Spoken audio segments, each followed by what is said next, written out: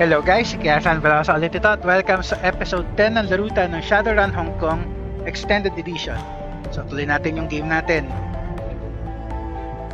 Nung uling episode guys, nakipagtsikahan muna tayo sa mga bago nating neighbor. So yung una pa lang yung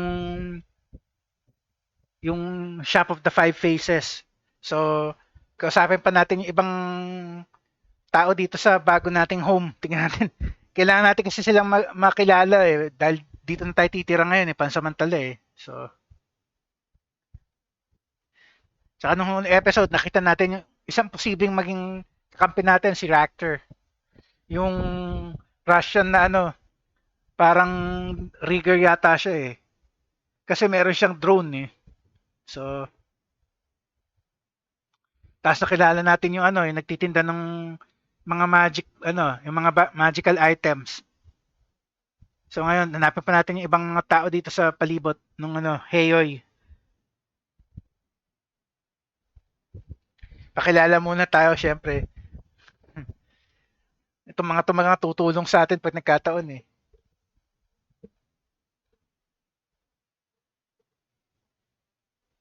Parang sa Dragonfall, yung mga tao sa neighborhood magiging kakampi.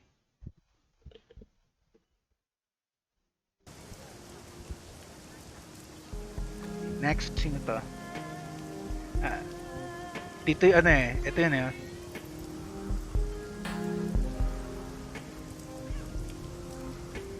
Itong shop na to.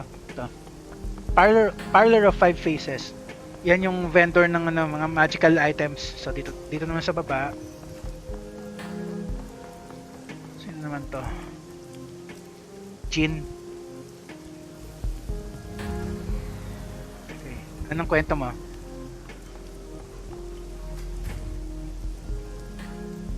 As you approach the small landing, you see three men, two elders and a younger man, hunched over a go board. The juxtaposition of the two white-bearded men and the black-haired man is almost comical.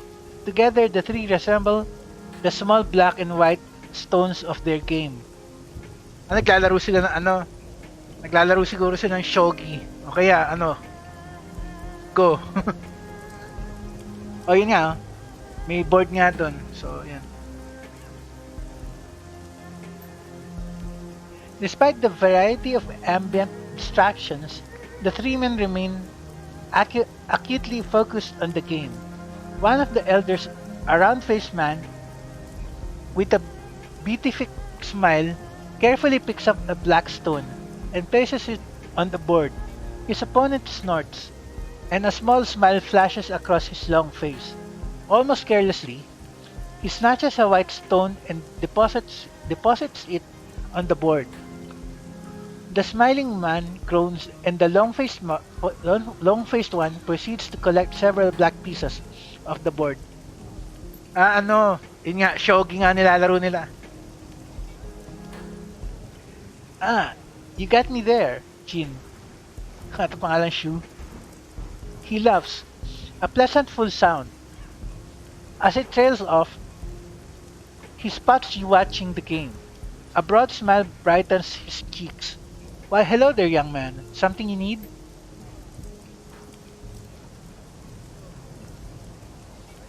The long-faced man gives you a cursory look and continues to collect black stones. Just a gawker, Shu. It's your turn. The name's Stan. Got a second to answer a question or two? Don't mind me. I was just watching the game. See you around. Leave.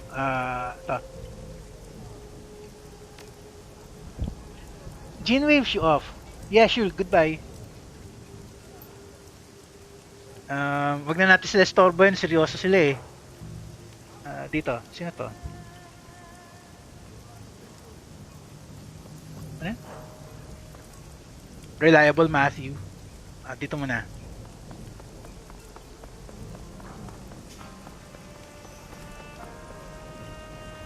Dito.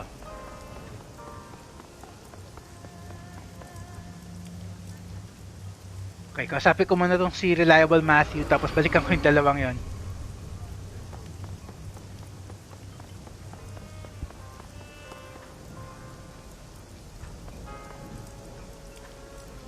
Smooth jazz drifts from cheap speakers on this barge.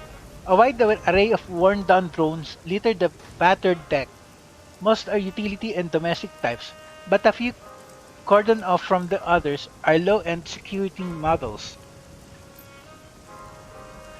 The salesman smiles indulgently at you, a tall, lanky human of clear Cantonese ancestry.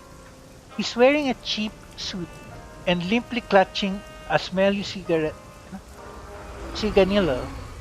He adjusts his tie with exaggerated nonchalance, languid, ostentatious, like an American casino promoter. Okay ang lalim ng English. Hey there, beautiful. Welcome to our little floating heaven. You've got a discerning look to you. What brings you to Reliable Matthew's Robot Bazaar? Drone seller siya. He taps Ash over a bulky cleaning drone beside him, not waiting for an answer. He continues, perhaps you're looking for a hexacopter as a guide to Hong Kong, or a little handheld taran- tarantular, tarantular, tarantular beauty to brew your tea. You're reliable, Matthew. I'm interested in your combat models. Are you calling me beautiful? Uh, you're reliable, Matthew. That's right, reliable Matthew Shun at your service. He extends his hand to shake. The odors of scented moisturizer and stale tobacco smoke wash over you. How about it? Bow politely. Good day, I'm here to shop. I don't want to take up your valuable time. Shake his hand. Pleased to meet you, Reliable Matthew. Shake his hand. Let's get down to business. Stare intensely. I'm just here to shop. Um... Ito na lang muna ang option 1. Chinese customs, syempre. Matthew hastily pulls his hand back and bows, a little awkwardly. Well, hey beautiful. I didn't expect such formality, especially from a newcomer to our lovely shores. You've got some class, friend. Respeto lang din. Well, now that we're acquainted, maybe I can brighten up your day a bit. What's on your robot list, friend? I'm interested in your combat models. Are you calling me beautiful? Wala. I'll go now. Hindi naman ako, hindi naman ako rigger eh. You take care now. Okay, balikan natin yung dalawa. Ito.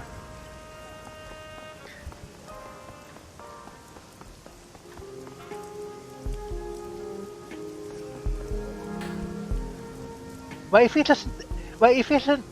if it isn't the young one from before? Jin glances up at you, then returns to the game. Bah, can't you see we're busy? Shu shakes his head at his friend. You never mind him. Is there something else you need? I've been hearing about strange dreams here in Heyoy. Have you had any nightmares recently? Thanks, good luck with your game. Sato na. The three men exchange looks. Shu turns to you. What a coincidence. Wasn't but an hour ago that we were all discussing that very thing. We have been having bad dreams, even every one of us. Interesting. You mind sharing? Tell me about them. I've had them myself. We should compare notes. What did you dream about? Ito na. Jin shakes his head and crosses his arms. What makes you think we'd be comfortable sharing our dreams with a complete stranger? Seems like a good way to get ourselves in trouble, especially with what you kids can do with that matrix you all love so much. He turns his head, pretends to spit. Bah. She waves his hand dismissively at Jin. Don't mind him, he's always been a poor sport.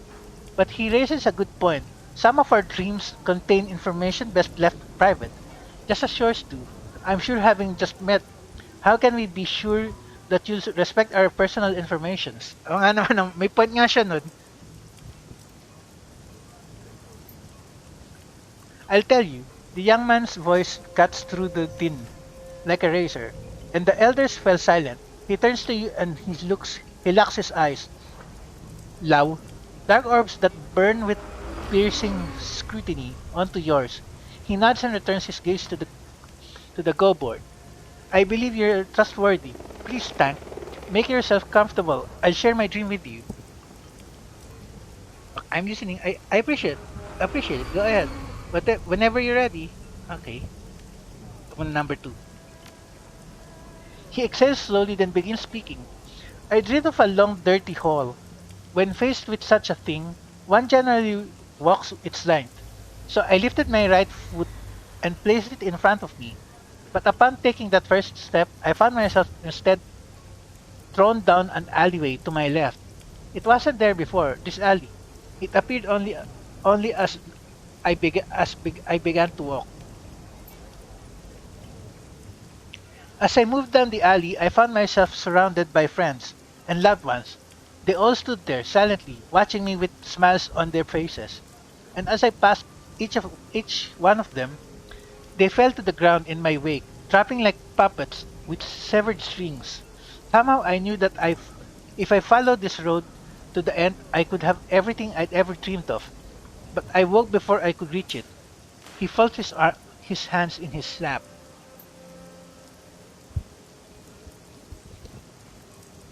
There's a moment of silence before Shu speaks up, the rosiness in his cheeks having drained away.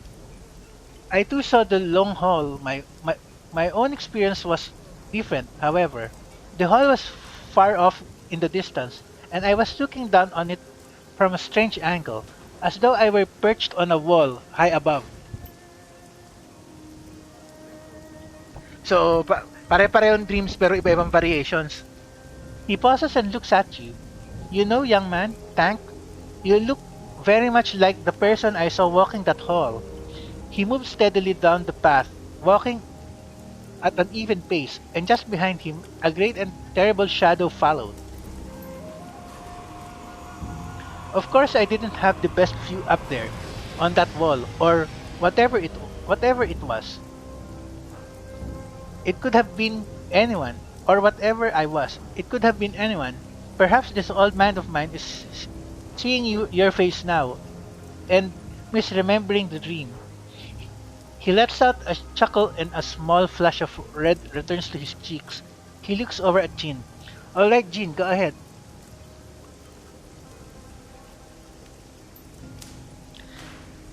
Jean broods in his corner, arms crossed and jaw set. I've changed my mind. I don't want to share my dream. Bakit kaya? Nonsense. Master Lau and I have both told him our dreams, and now it's your turn. Jin sticks out his lower lip. No. It's fine, you don't have to tell me if you don't want to. I don't want to force you to do anything. Spit it out already. I think I've heard enough. Thanks for sharing. To number one. He holds his palm up towards you and looks at you. See? Straight from the horse's mouth. I don't have to. Jin, Lau's voice is firm but soft. This is important. Jin's mouth opens and closes like a gasping fish. But as he looks at Lau, his body relaxes and a sadness seems to take hold of his features. Alright. But don't you go repeating any of this to you hear? You hear me? He takes in a deep breath and slowly releases it. Folds his hands in his lap.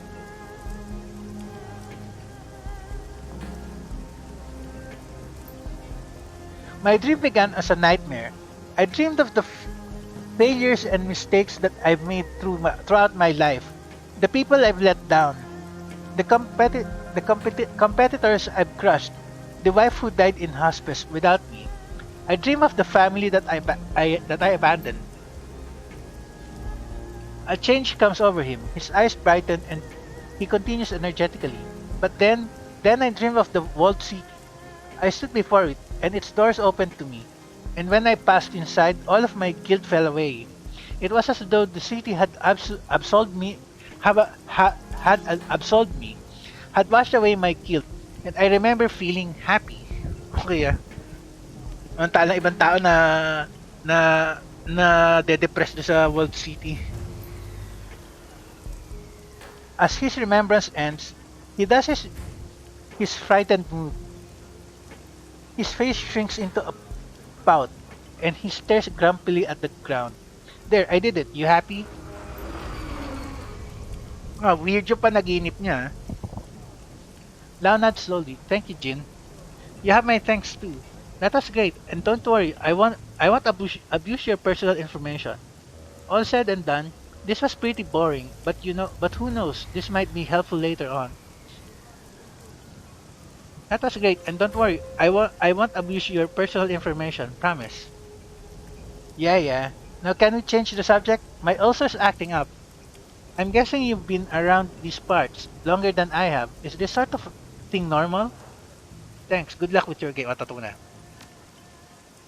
If it were normal, we wouldn't be huddled around discussing them in whispers now, would we? Enough of that, Chin. Tank here asked in earnest for our advice. He deserves a proper response. Shu gives you a gentle smile. Please forgive our friend. Bitter years have left him suspicious of others. The answer to your question is no. Upsetting dreams have never been uncommon in Heioi, but these recent visitations have been different. They've been darker, more vivid, stronger than normal dreams. Last night I felt consumed by the sense that something was coming, while my friends here felt a sense of relief and excitement. As their dreams ended, I felt as though I were sitting on the precipice of some vast and terrible chasm, with the void yawning beneath my feet. Suddenly his cheeks flush. He blinks twice, then looks away. But perhaps these are just the ramblings of an old man. Please forgive me. He scratches his nose, embarrassed. You speak wisely, Shu. It is foolish to embrace a thing that you do not understand. What Jin and I saw in our dreams was alluring, but so is the light to a moth. But so is the light to a moth. Your instincts are still strong and sharp, my old friend. It is wise of you to trust them.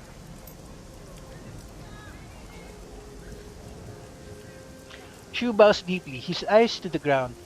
Thank you. I can only hope these dreams do lead to something beautiful. There's already enough deception in this world. Jin groans loudly. Can we get back to the game now? I don't want to keep you.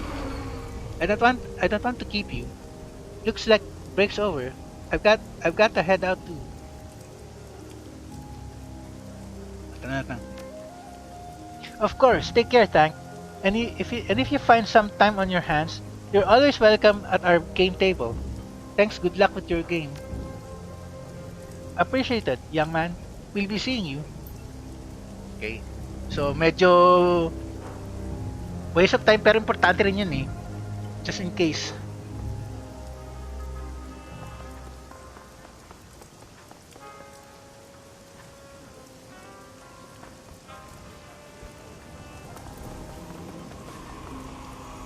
Okay, so ano meron dito?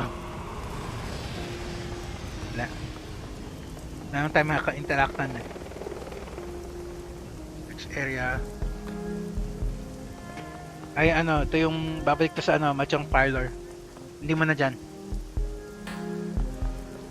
Hindi pa tayo nakatanggap ng ng run. So, libot-libot muna.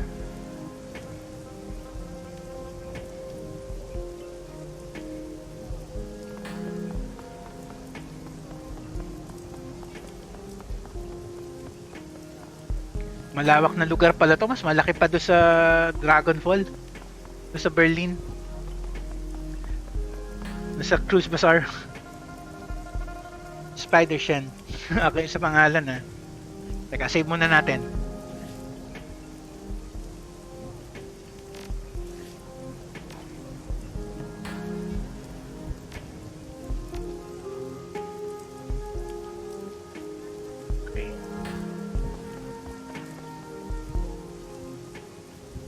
Despite the wind and rain pelting Heyoy, the proprietor of this stall, a monk judging by their outfit, is unconcerned. The monk's expression is indifferent though, hardly placid or serene. Muscles show as tightly wound metal bands beneath the skin, ready to snap in any direction without warning. What's more, the monk's robes are anything but ordinary. Certainly, silk makes up the base outfit, but it's paired with high-impact ballistic armor, heavy-duty boots, and a bandolier of throwing knives.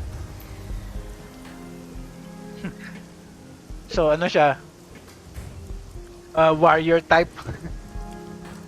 The table in front of you is arrayed with a wide variety of melee weapons, charms, jade pendants, and other mystical accoutrements. Beneath an awning in the rear are rows upon rows of cages, each housing some variety of exotic reptile or insect. These in turn are flanked by jars and boxes of Chinese herbs, incense, powders, and inks. The monk spares you only the shortest of glances as you approach. Okay ano siya, may pagkakrilin na. Spider Shan. I am Monk Shan. Most people in Hayward call me Spider Shan, on account of the spiders back there. You're not local, not by a long shot. It's definitely a statement, not a question. What tipped you off? Yeah, what about it? You got a problem with that? Uh, what tipped you off? Shen smirks crookedly, two teeth peeking out from beneath thin lips. Body language. You're not afraid to look me in the eye. For one. For another, your clothes, not in fashion here in Hong Kong. American nga eh. Swords, knives, gloves, I sell it all. I make most of these, but if I can't, I've got friends who can. If you need incense or salves for meditation, I have and sell those. I have and sell those too. And if your joints ache, I can give you acupuncture. Shen places both palms on the table, leaning over it towards you with a wicked grin. So what can I show you? Let me take a look at your wares. So, nagbasa-basa muna ako tungkol sa weapons kasi nga itong main character natin nag-start siya ang weapon niya yung uh, brass knuckle. So nagbasa-basa ako, so ano pala siya talaga, considered siyang weapon. So pwede siyang gamitin ng mga tawag dito, ng mga unarmed masters. So weapons. Yun lang throwing knife hindi pwede sa akin yan. Outfits.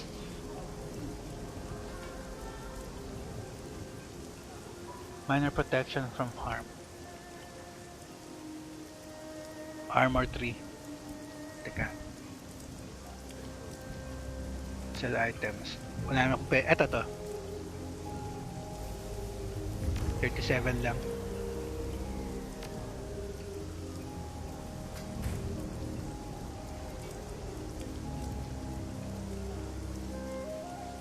Casting.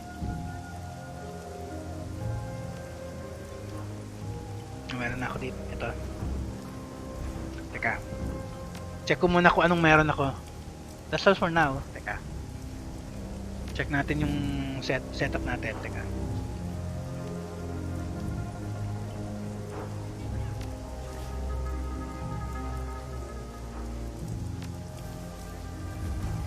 Basic clothing. Yung hindi ko kailangan ng bomb. Ito, benta ko rin to.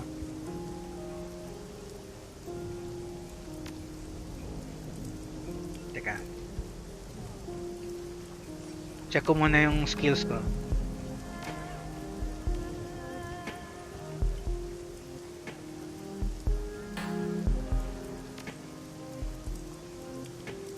Ano to?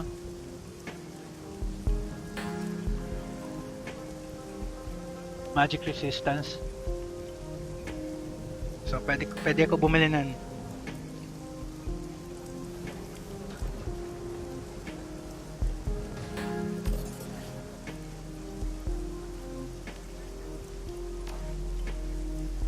Teka, balik nga ako doon sa isang shop. Tignan ko muna kung ano yung ano doon. Yung armor na in-offer nyo dito. Alam ko pareho lang yatang plus 3 eh. Check ko lang.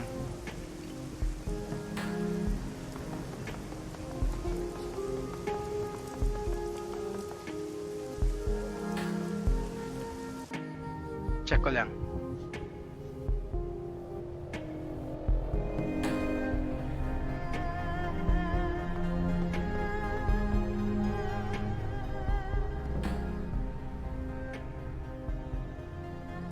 Check ko lang yung armor na binibenta niya.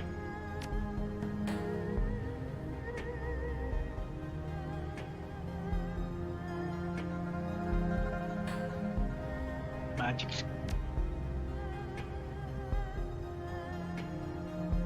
Mas gusto ko yung isa. Shamanic Ritual Garb. Mas gusto ko isa. Mas gusto ko isa. Thanks, Crafty. Balik tayo sa isa. Mas gusto ko yung armor doon. Hindi naman ako shaman eh.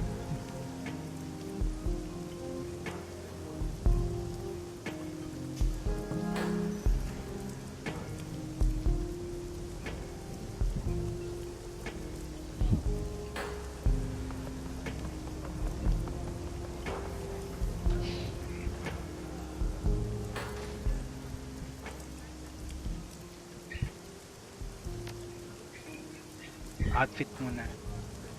Weapon, wala naman ang mabibili, yun lang eh.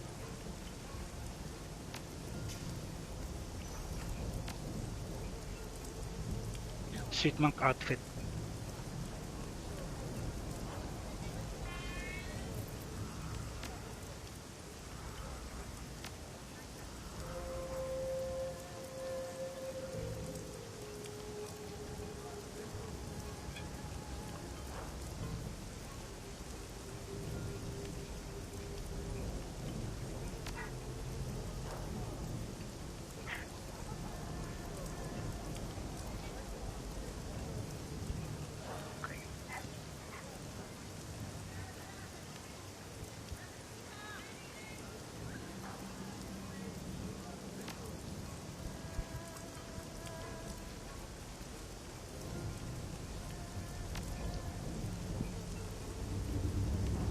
Sell items.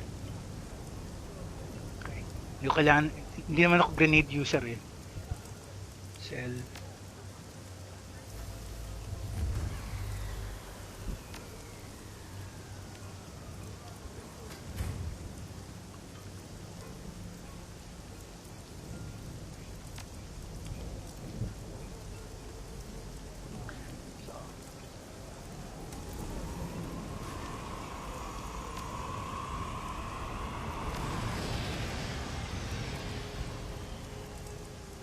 Magic resistance, okay lang ka.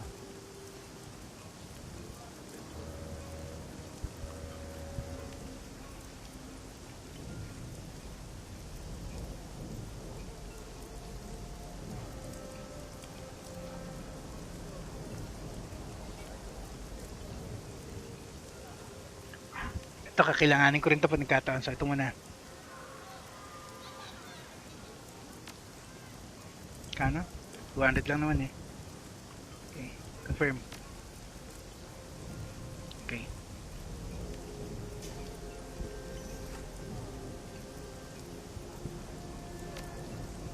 Okay.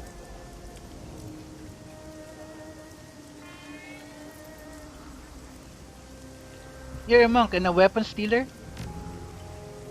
Shen slowly raises an eyebrow, arms folded. Yeah. Where else would the ancient masters have gotten their legendary swords and spears? Down at the mall? I was at Wudang Mountain for 15 years before coming back to Hong Kong. I've been practicing Xing Yi Quan my entire life. That's how I learned the herbs as well as the forms. It just so happens I'm good in a forge too. That's why what you buy here is better than most other people's. So why become a weapons dealer out here? Uh, what's Xing Yi Quan? Shen strikes a sudden pose, body low, one fist against a hip, while the other is extended in an open palm. The five-element fist style. Water grows wood, which burns to become fire. Fire creates ashen earth, which condenses into metal, etc. The forms cycle the five elements, and opposing elements block each other. Hindi pa sinabing ano eh, no? Airbending. Parang ganun na rin yan eh. Parang ano eh, parang siyang bender eh. A water fist will break a wooden defense, but a water block will extinguish fire. Shouldn't one use a water interception on a metal fist, however? Water will be smashed apart. Direct, simple, powerful, not so elegant as Baji Quan or Tai Chi, but much more powerful. Shen pulls a tarp away from a nearby lump.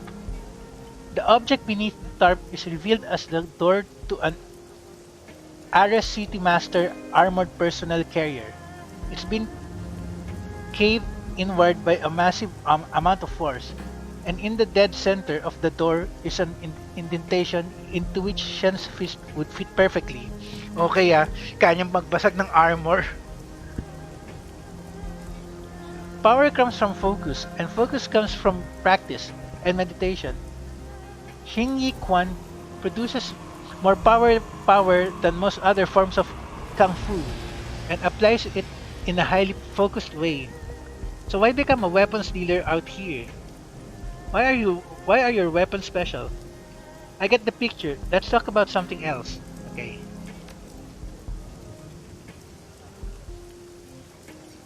You sell the shakes and spiders too? You sell the snakes and spiders too. Shen shakes a finger at you, eyes narrowed. No, they're mine. I can sell you the things I craft with my hands, or the things I can do.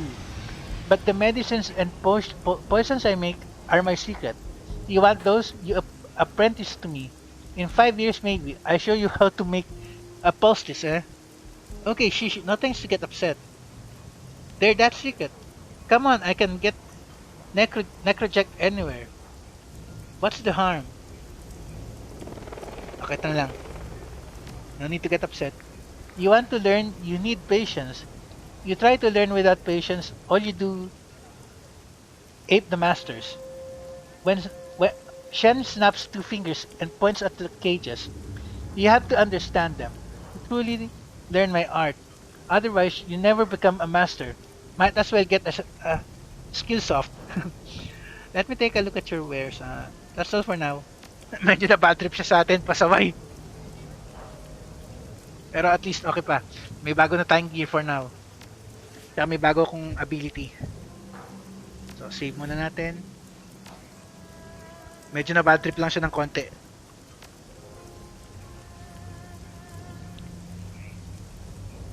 Libot-libot pa tayo. Explore pa natin tong Heyoy.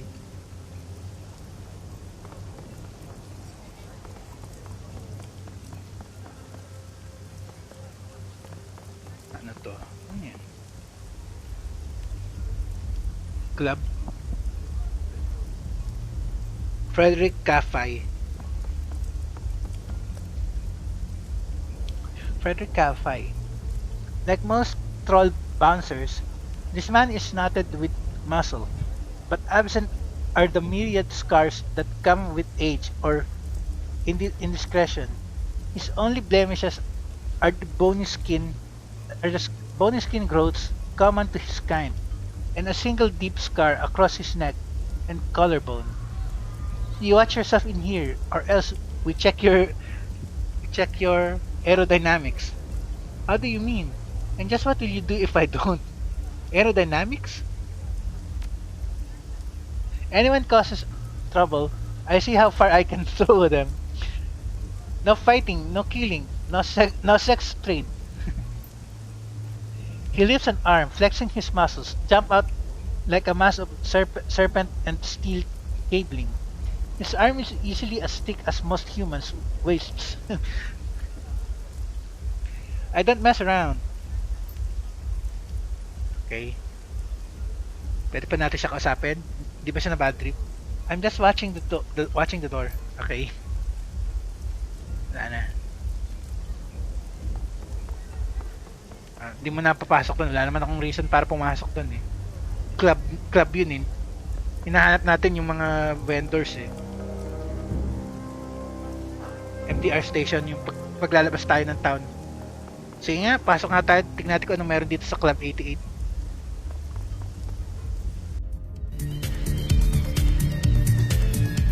Pintuan.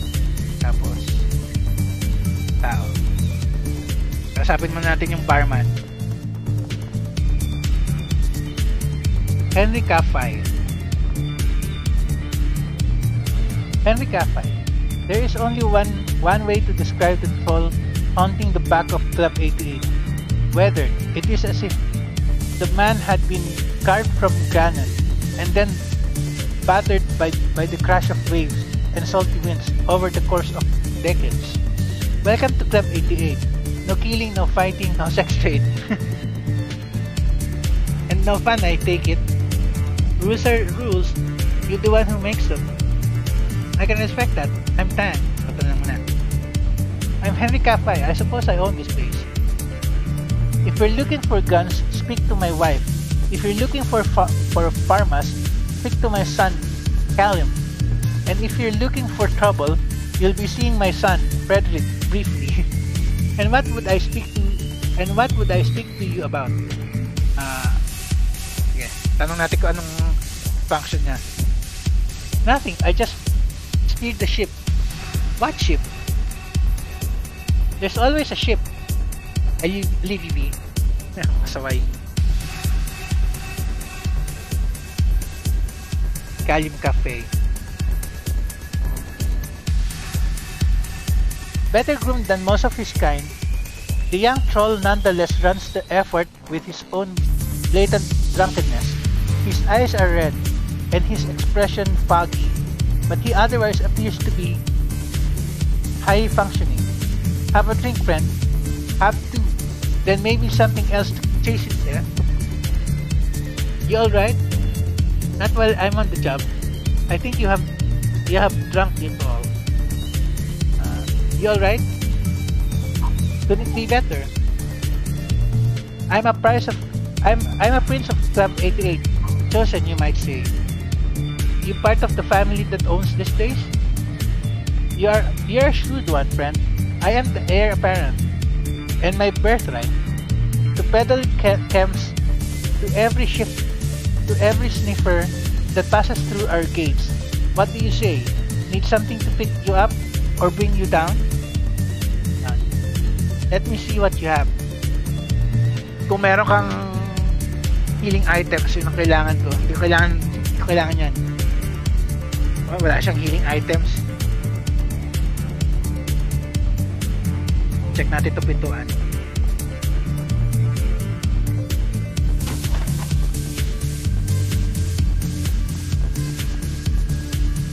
Security door.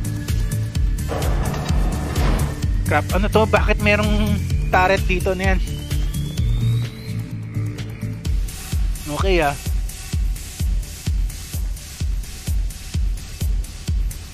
Ermin Cafe.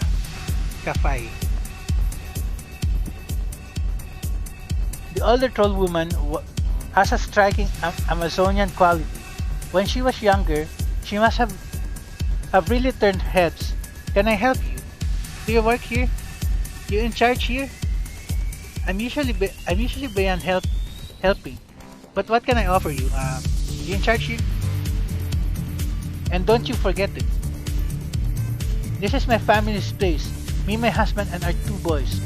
Now, do you have business with me? I have no time for window shoppers. What have you got for sale? Firearms from all over the world, from Ares to Walther, and everything in between. You in the market? Let's take a look. Maybe another time. Okay, let's take a look. May outfit ka? Ganon din eh.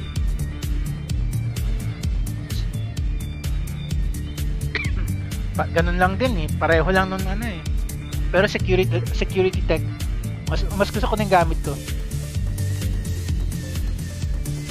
Walang healing items, weapons. Puro baril. Pinaghiwalay nila yung mga weapons. Hindi kagaya sa ano, sa Dragonfall na magkakasama pa rin. What can you tell me about Heyoy? There's only one thing you need to know. The corporations do not rule Heyoy. We're under Kindly Cheng's umbrella, and her Yellow Lotus soldiers protect the docks and mainline and maintain the peace. But we're not Triad members, and they don't own us. Heyoy is a crossroads where goods change hands and deals are made. Kindly makes the market, but we, the families, make it happen. Ermaine speaks with the pride of a woman who bows politely to great powers, but never prostrates herself before them. Families rebuilt this place when it was left to rot. Strong families like mine, and we protect our own. Outsiders and corps know that tangling with Heyoy is more trouble than we are worth. The Triads know it is better to work with us than against us, and now you know these things as well. You would do well to remember that. Hindi naman tayo naghanap ng gulo eh. Now, are you looking to buy? Maybe another time. Very well. Was there something else? Okay. No, goodbye. Okay. Ayoko dyan. May mga turret pa eh. So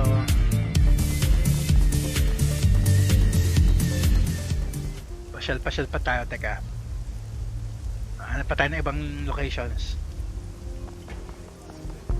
Ano yun? Use intercom. Okay ah.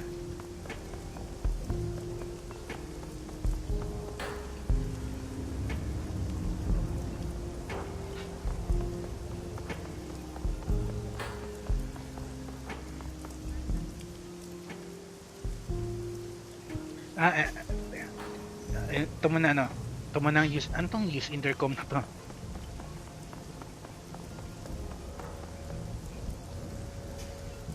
A massive steel security door is set into a bunker-like concrete wall.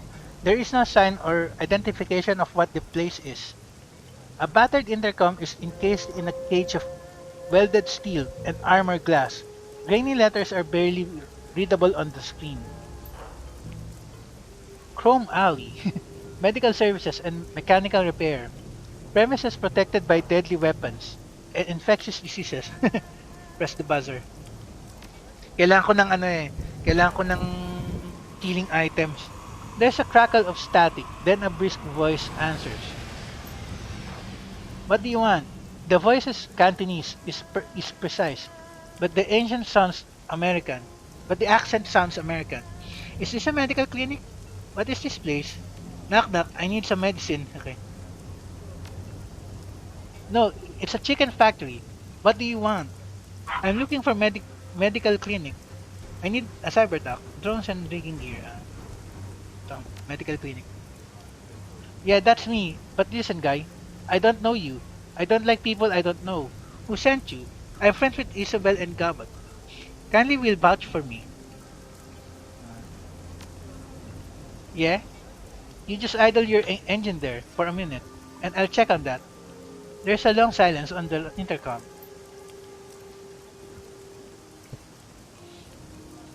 The door gives several heaves, metallic clicks. There's a dull rumble, like heavy bolts sliding back. A green light flashes on the terminal. The door appears. Timer na. Tapusin lang natin tong dialogue na to. The door appears to be unlocked. You can enter the clinic. Pasok tayo, tapos end ko na doon sa loob. Okay, for now guys, dito na lang muna natin i-save kasi nga timer na eh. So, save.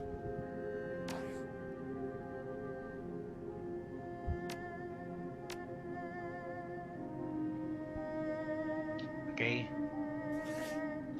Tapos, exit.